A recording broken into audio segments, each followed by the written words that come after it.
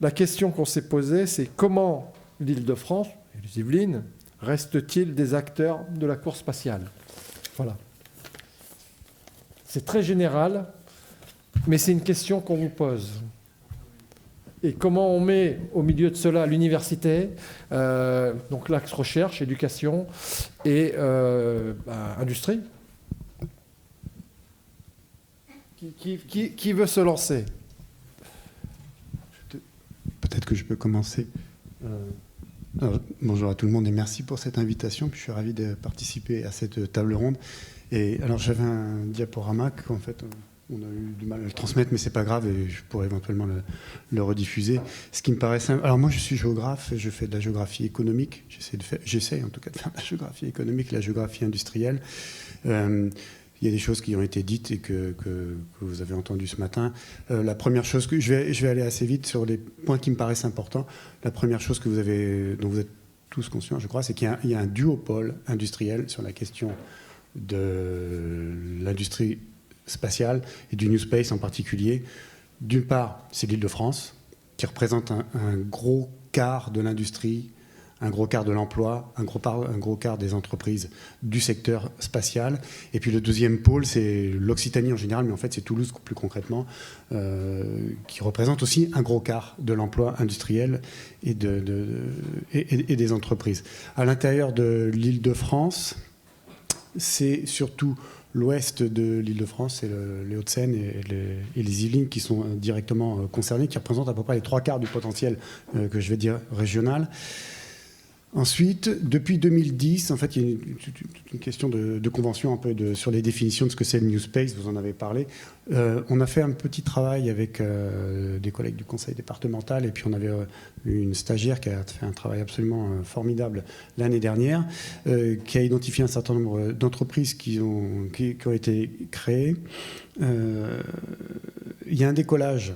Le terme choisi un petit peu exprès sans doute, mais il y a un décollage de l'activité du New Space depuis 2010 et il y a deux pôles qui sont, c'est dommage que vous n'ayez pas le PowerPoint sous les yeux, mais deux pôles qui ressortent évidemment aussi sur la question du New Space, c'est les deux pôles que j'ai évoqués à l'instant.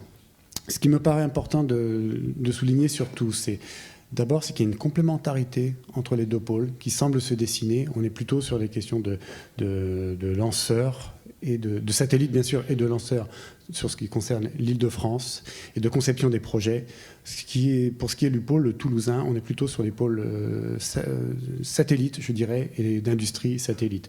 Il y a quand même une spécialisation qui semble se dessiner et qui est indispensable d'y réfléchir pour que les deux pôles puissent travailler en bonne intelligence, je dirais.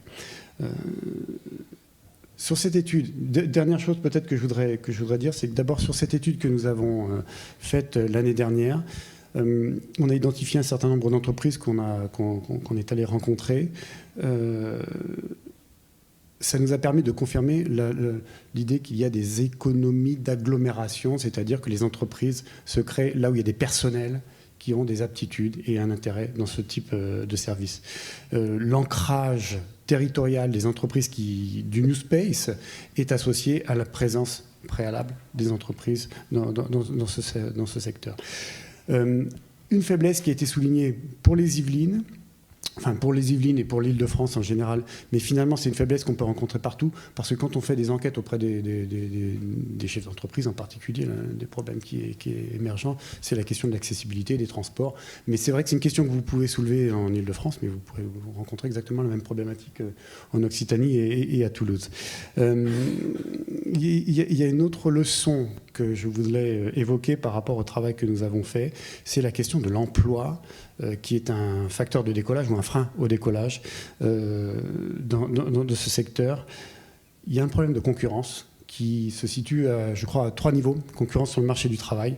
Le premier problème de concurrence, c'est la concurrence avec d'autres secteurs. À partir du moment où vous avez des compétences pour faire des mathématiques ou des compétences scientifiques, on va dire, il y a d'autres secteurs qui sont intéressés, comme la banque, par exemple. Et il y a beaucoup des étudiants qu'on peut former dans des domaines très techniques, mais qui ont des compétences qui sont ensuite détournées en direction d'autres secteurs comme la banque ou le conseil, par exemple. D'autres industries aussi, c'est tant mieux, j'ai envie de dire que si ça reste dans le monde industriel, c'est très bien, mais d'autres industries que le spatial. Et puis, spécifiquement pour le territoire qui est le nôtre, ici, Île-de-France et Yvelines en particulier, il y a un problème de concurrence géographique, tout simplement, c'est-à-dire que le pôle toulousain, le pôle sud-ouest, parce que ça concerne aussi Bordeaux, est extrêmement attractif et quand les ingénieurs qui sont à Toulouse, ils n'ont absolument pas envie de venir ici. Oui, alors je vais juste finir un petit mot, pardon, un petit mot pour finir, c'est... Oui, bien sûr. Oui. Moi, ce qui m'intéresse aussi, c'est qu'en tant que géographe, ce que je constate, c'est que ce que nous appelons, nous, par convention, les conditions préalables au décollage, elles sont réunies. Et c'est un très bon signal pour le territoire, enfin les deux territoires qui nous intéressent, parce qu'il y a quelques entreprises, de nombreuses entreprises, d'ores et déjà, qui entretiennent des relations entre elles, différents types de relations, et ça, c'est un bon signal. Ensuite, il y a un marché du travail qui est en train de se développer et qui est en train de se conforter, ce qui est un point important, avec des compétences ancrées géographiquement. 3, c'est qu'il y a, ce que vous l'aurez compris, ce qu'on va appeler dans notre vocabulaire des structures d'innovation et d'apprentissage collectif. C'est des structures de recherche, des structures de transfert de technologie, des structures qui vont transmettre de manière formelle ou informelle les compétences.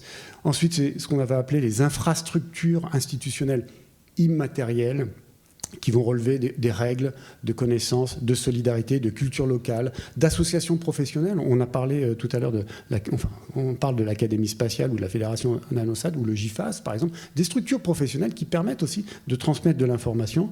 Et puis aussi un système de financement, ça nécessite des financements particuliers quand on est sur ce type de secteur. Et puis le 5e point, c'est les infrastructures institutionnelles matérielles. Et ça, les pouvoirs publics sont plus à l'aise par rapport à ces questions-là, c'est-à-dire l'aménagement du territoire. Et moi, en tant que géographe, je suis systématiquement confronté à ça. Et en fait, sur ces 5 points que je viens d'évoquer, en fait, je crois que la bonne nouvelle, c'est que les deux territoires qui nous intéressent, et la France, en fait, tout simplement, est plutôt bien positionnée. Et ce que je disais tout à l'heure dans les échanges que j'avais, c'est que je crois, comme observateur, je ne suis pas un acteur direct de l'industrie ou de la recherche dans ces domaines-là, je crois que cette bataille-là, elle peut être gagnée au niveau de la France. Merci pour votre attention.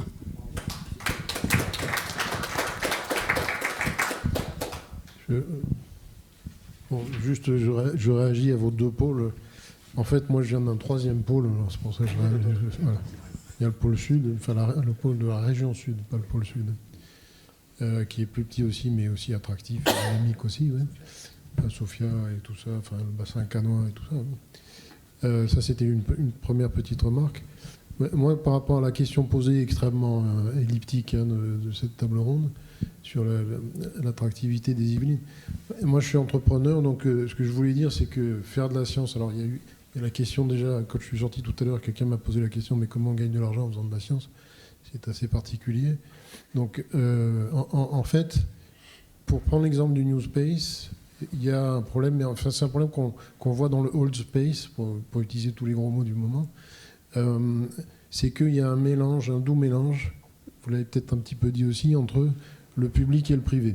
C'est-à-dire qu'on s'est habitué à avoir des financements publics qui vont à des privés, et puis à certains moments, les publics et les privés sont en concurrence. Donc finalement, on ne sait pas où est le marché. Alors, ce que tu disais, Richard, tout à l'heure sur les antennes, il y a des besoins d'antennes, ça c'est certain, mais pour qu'une entreprise puisse prospérer, il faut qu'il y ait un marché et qu'il y ait des opportunités de business.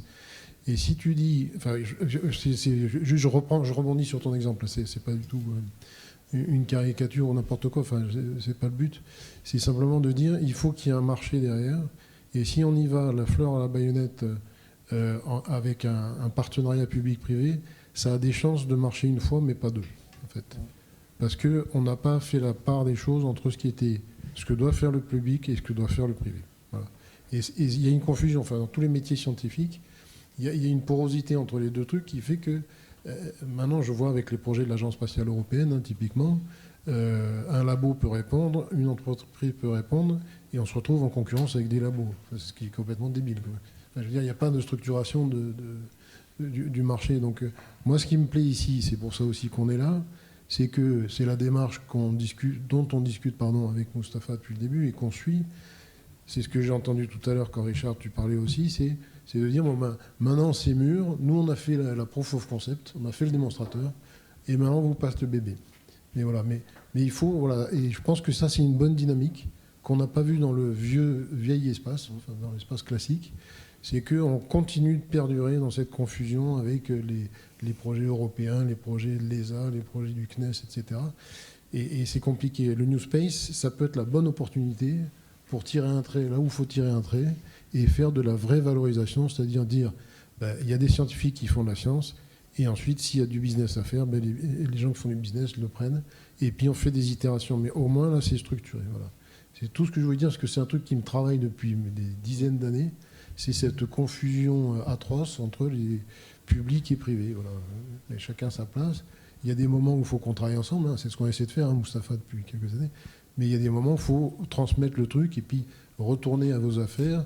Et nous, on fera prospérer ce que vous avez fait avec vous, si vous voulez. Voilà. Bon, c'est un peu simple ce que je raconte, mais c'est important de mentionner. Donc Yannick Avlino, Société Adrelis. Moi, je vais prendre la casquette du technologue un peu moins scientifique et un peu plus technicien quelque part, de par notre activité, puisque nous on fait de la R&D sous contrat. Alors un petit R et un gros D de R&D sous contrat. Pour nous, un élément important sur ce territoire-là, sur le territoire dont on parle, c'est la présence d'acteurs qui sont des émulateurs du réseau et qui permettent à la fois la montée en compétences par des problématiques particulières. Quand Mustapha vient nous voir en nous disant on a besoin de faire un nouveau spectromètre plus intégré, il y a des choses à mettre sur la table et à réfléchir. Voilà. Et c'est là qu'on peut jouer notre rôle de technologue. Et puis cette montée en compétences, elle transparaît au travers de l'industrialisation plus générale telle qu'elle vient d'être évoquée, en passant à l'étape d'après, c'est-à-dire en suivant pas le modèle de l'old space, comme tu viens de le dire. Donc dans un modèle de type New Space, cette montée en compétences, elle doit pouvoir se décliner de manière beaucoup plus efficace par la variété des projets, par la variété des acteurs auxquels on peut avoir affaire sur le territoire et pas que, et au-delà, parce qu'évidemment, on travaille tous, pas que en France, pas que en Ile-de-France, pas qu'en France, et voilà. Donc tous ces éléments-là, c'est le petit bout de la lorgnette du partenariat public-privé quelque part, ce rôle d'émulateur, mais pour nous il est essentiel. Alors, par la commande, c'est une chose, certes, quand il y a un développement à faire, on le fait, quand il y a une station sol à livrer, on la livre, mais aussi par la capacité à faire avancer le schmilblick, quelque part. C'est-à-dire que les besoins technologiques d'intégration, de performance, sont des choses qui nous font avancer et qui font avancer, je le crois en tout cas, le spatial pour la France. Et c'est aussi un sujet de souveraineté quelque part. Mais juste, je réagis, je ne veux pas monopoliser la parole, mais juste, effectivement, c'est évident qu'au moment des proof of concept qui sont, on disait la locomotive MEFTA, etc., qui sont... C'est exactement ça. Ça a créé de la richesse et puis ça a besoin de l'industrie et des astuces de ta société, etc. Moi, je parlais juste du moment, une fois que tout ça est mûr, donc il y a le privé d'opportunités, on va dire, voilà, parce qu'il y a une question posée à un endroit. Mais ensuite, passer à la phase industrielle. C'est pour ça que j'en prenais l'exemple des antennes qui est là. Bon, l'antenne, elle marche, maintenant, on va en foutre partout. Qui paye, c'est quoi? Moi, j'ai jamais entendu l'étude de marché de ce truc-là, ou très vaguement. On parle de business model. C'est quoi le business model? Business plan, c'est quoi le business plan? Enfin, voilà, c'est ça. Et si on continue de mêler les institutionnels avec tout ça, ça devient très compliqué. Oui, bonjour, Benoît Agnus de la société Scientima. Donc il y a deux sujets là qu'on a dit. Sur l'attractivité par rapport aux Yvelines, effectivement, on voit qu'il se passe des choses très intéressantes. Donc ça, c'est un aspect fédérateur et ça se construit très bien. Donc il y a une vraie attractivité déjà de par les événements et de par la beauté de ce qui est fait. donc ce qui fédère, ce qui crée des liens, et les liens créent des opportunités, les opportunités grossissent, et on voit que ça va dans le sens de la croissance. Et sur la partie... donc nous, Scientima est une société qui travaille entre le monde académique et le monde industriel, et on amène nos produits. Et c'est vrai que la collaboration en amont est très importante aussi pour que les produits soient industrialisables. Donc en fait, quand on a une démarche industrielle, on pense à cette étape-là dès le début. Et en fait, si il n'y a pas cette collaboration en amont, et c'est ce qui se passe souvent, j'ai connu beaucoup moi dans le semi-conducteur, on a tout ce qui est une phase qui est le design for. Quand on conçoit le premier prototype, on le conçoit avec des règles de fiabilité pour la suite, de testabilité, etc. Donc cet élément est essentiel dans la collaboration, c'est-à-dire qu'effectivement, il y a l'exploit de réussir le premier prototype qui réalise pour la première fois quelque chose, mais pour que derrière ça se concrétise de manière industrielle et qui crée de l'emploi et l'emploi recrée de la science puisque ça ruisselle vers la partie on en redemande au niveau innovation, il faut qu'il y ait ce travail qui se fasse, qui est une expérience qui se bâtit ensemble, des façons de communiquer aussi qui sont importantes, et puis cette expérience de la montée en échelle TRL qui avait été citée plusieurs fois ce matin, mais des ingrédients qui sont de l'échelle 6 ou 7 dès l'échelle 2 et 3. Parce que sinon, on va à un moment donné arriver à un niveau qui fait qu'on est obligé de recommencer un certain nombre de choses et on va perdre du temps, on va perdre de l'efficacité, de l'argent, voire tuer le projet. Et c'est ce qu'on appelle la vallée de la mort. C'est-à-dire que dans l'échelle TRL, la zone intermédiaire, c'est une zone dans laquelle beaucoup de projets peuvent mourir parce qu'on n'a pas obtenu certaines étapes, certaines clés. Donc le New Space est un bel espoir, parce qu'effectivement, moi, c'est ce que j'ai remarqué du New Space, c'est que c'est une zone de collaboration intense, avec effectivement, qui est basée beaucoup sur l'humain, sur des envies de travailler ensemble, et la façon de s'engager dans des idées, en fait. On a envie que ça marche, tout le monde propose, et ça avance. Donc c'est l'occasion de mettre en place ces évidences qui sont rodées maintenant au niveau industriel, de travailler dès le début dans la collaboration avec l'objectif de créer la zone industrielle de valeur, quoi. Voilà. Oui, effectivement, il y a pas mal de questions de juridique, mais quand on parle juridique puis qu'on parle financier, à un moment donné, on parle à des banquiers, et quand on parle à des banquiers, il y a les aspects propriété intellectuelle, juridique, les lois, les législations, etc., qui sont dedans, et qui font partie du package de la montée en maturité technologique. Et à un moment donné, se pose l'industrialisation qui doivent contenir ces ingrédients. Et donc, on se retrouve pour passer jusqu'à un TRL 3, un TRL 4, on se retrouve avec une liste très très longue de choses à accomplir qui ne sont pas forcément techniques. Il nous reste 4 minutes, on va conclure. Moi, juste une petite phrase pour chacun, puis c'est terminé. Hein. Prise de risque, rapidement, un petit mot, et puis vous avez le mot de la fin. En tant qu'entrepreneur, la prise de risque, c'est un sujet qui est cardinal. Si on ne prend pas de risque, on ne développe pas de produits, on ne tente pas de nouvelles solutions technologiques. Donc c'est un élément essentiel. Et encore une fois, merci à vous d'être là pour nous pousser. merci à vous d'être là pour nous pousser dans ce cadre-là, pour aller défricher de nouveaux terrains. Si on avait plus de moyens d'argent, vous pousserez encore plus. Oui, mais à nous de trouver d'autres marchés. Voilà, mais en tout cas, de mon point de vue, c'est une part importante de la collaboration que ce rôle d'émulation que vous pouvez avoir et qui en tout cas est essentiel. Moi, je pourrais pas dire mieux que Yann qui a été cité tout à l'heure en disant faut y aller. Ouais, donc voilà, je suis sur cette idée. Oui, merci. Je crois que les témoignages qu'on a eus montrent bien qu'effectivement, il y a une envie. Il y a un marché potentiel, et puis il y a des acteurs qui ont envie de faire leurs preuves. Et puis l'une des problématiques, effectivement, c'est de passer du domaine scientifique au domaine industriel. Et l'un des grands sujets de la France, effectivement, c'est la question de la transition. On sait faire à peu près des prototypes, mais pour les industrialiser après en masse, c'est un peu plus compliqué. Et je crois que ça a été clairement dit, oui.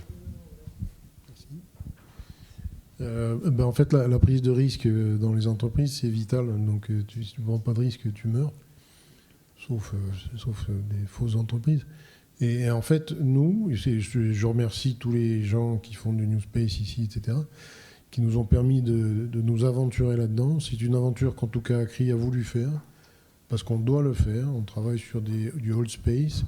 Si on ne prend pas des opportunités qui passent comme ça, avec le risque que ça comporte, eh ben, ça veut dire qu'on reste en retrait et on est mort. Voilà. Pour des entreprises de notre taille, hein, c'est très clair. Merci à tous les quatre.